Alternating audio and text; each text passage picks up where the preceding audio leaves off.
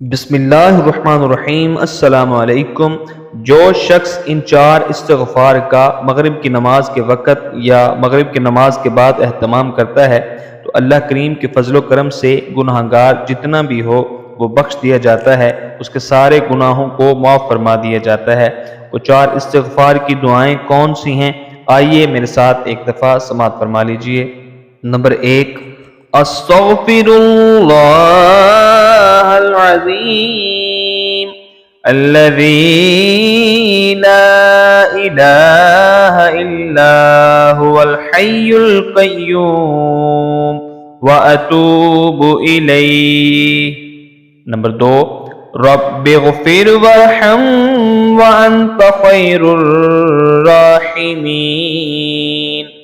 Number 3، اللہم اغفر لی خطایایا وذنوبی کلہا۔ نمبر 4، رب انی ظلمت نفسی فاغفر لی۔